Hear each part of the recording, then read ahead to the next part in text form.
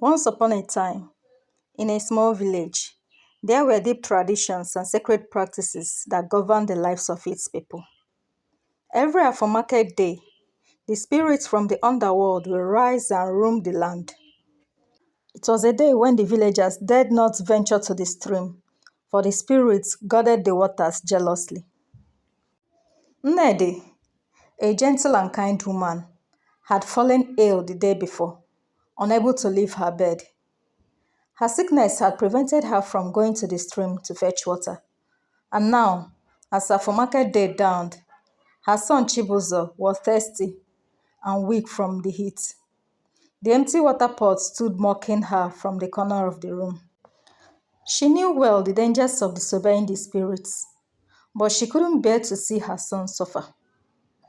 Unsure of what to do, Nnedi thought of her co-wife, Adaora, who lived in the next hut. Perhaps she could spare some water, just enough to quench Chibuzo's thirst until the next day. Nnedi made her way to Adora's hut, only to find that her co-wife was not home. However, Adora's daughter, a kind and compassionate girl, offered Nnedi a cup of water from their pot. Grateful, Nnedi thanked her and hurried back to her son, giving him the much-needed drink. Later that evening, Adaora returned and discovered that her water had been given to Nnedi. Angry and suspicious, Adaora stormed into Nnedi's hut, demanding that the water be replaced immediately. "It was my water that you gave to your son," she accused. Nnedi, shocked by Adora's reaction, pleaded with her. "Please, Adaora, I couldn't fetch water yesterday because I was ill. Let me replace it tomorrow. You know today is Afor Market day, and it is forbidden to go to the stream." But Adaora, her jealousy hidden behind her anger, refused to listen. "I don't care about the spirits," she spat. "You will replace my water today, or I will not forgive you." Nnedi was heartbroken. She didn't understand why Adaora would be so unkind over something as small as water. With no other option, Nnedi picked up her pot, knowing fully well the risk she was taking. The sun was low in the sky as she began the long walk to the stream, her heart pounding with fear. As she neared the stream, the air grew colder, and a thick mist began to rise from the ground. From within the mist appeared a tall, powerful spirit, its eyes glowing like embers. Nnedi stopped and bowed low in respect. "Why do you come to the stream on Afor Market day?" the spirit asked, its voice like the wind in the trees. "Do you not know that this day is sacred?" Nnedi trembled, but spoke with honesty. "Great Spirit, I know the day is sacred, but yesterday I was sick and could not fetch water. Today my son was very thirsty, and I gave him water from my co-wife's pot. She demanded that I replace it today, even though it is forbidden. I beg for your mercy. Allow me to fetch water just this once, so I can keep peace in my home." The spirit considered her words and saw the sincerity in her heart. "Very well," it said, "you may pass. But be warned, the spirits do not take kindly to those who break the rules." Nnedi thanked the spirits deeply and continued on her way. But her journey was not yet over. Along the path, more spirits appeared, some terrifying in their appearance, with wide eyes and flowing hair, others serene and wise. Each one questioned her, and each time, Nnedi explained her plight with humility and respect. The spirits, moved by her kindness and her desire to protect her family, allowed her to pass unharmed. At last, Nnedi reached the stream.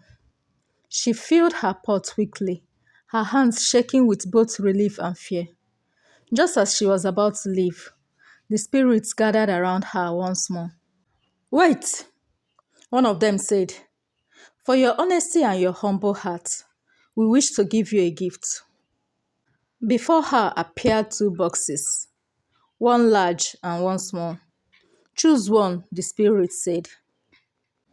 Nnedi hesitated, remembering the wisdom passed down by her mother. The greatest gifts often come in the smallest of packages. Trusting her instincts, Nnedi chose the small box. The spirit smiled. Take this home and open it there, they told her. Nnedi thanked the spirits for their kindness and hurried home. Once there, she carefully opened the small box. Her eyes widened in disbelief as she saw its contents: gold, silver, diamonds, and fine jewelry of all kinds, more beautiful than anything she had ever seen. She could hardly believe her fortune. As Nnedi admired the jewels, Adaora watched her from afar. Her heart burned with jealousy. She had expected Nnedi to be punished by the spirits, even harmed. Instead, Nnedi had returned home with wealth beyond imagining. Consumed by envy, Adaora demanded to know where the treasures had come from. Still unaware of Adora's jealousy, Nnedi innocently told her the story of her journey to the stream, the spirits she had met, and the gifts they had given her. Adaora listened, her mind racing with plans to secure her own fortune. She did not care about the danger of angering the spirits. She wanted the riches that Nnedi now possessed. Without waiting another day, Adaora grabbed her water pot and marched toward the stream. Her head held high. She did not bow or greet the spirits she met along the way, dismissing them with a wave of her hand. Move aside, she demanded. I am here to fetch water, and you will not stop me. The spirits, displeased by her arrogance, allowed her to pass, but there was no warmth in their eyes. Adaora quickly filled her pot with water and turned to the spirits. Now, she said, I want my gift. Give me what you gave to Nnedi. The spirits brought out two boxes, one large and one small.